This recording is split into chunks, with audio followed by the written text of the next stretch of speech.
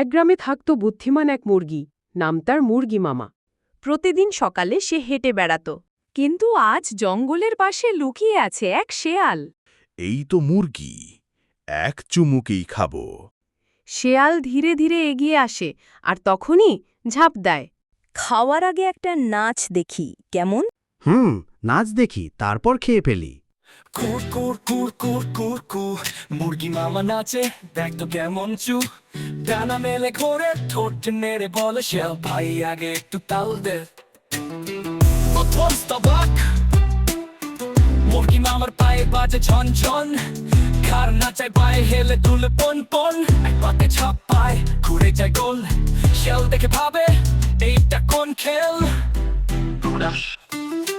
কুর কুর কুর কুর মামার দারুণ ছন্দ, ডানায় বাজে তাল আর ঠোঁটে মিষ্টি শব্দ। ঘুরে ঘুরে টুনটান বাচ্চারা তো হাসে, মুরগি মামার নাচে কবে গ্রাম নাচে। মামা, পুলিশ আসছে, পালাও! শেয়ালের মুখ হলো সাদা, সে দৌড়ে পালায়। হে হে হে, এটা তো আমার নাটক। এই গল্প থেকে আমরা শিখলাম, ভয় নয়, বুদ্ধি বড় শক্তি।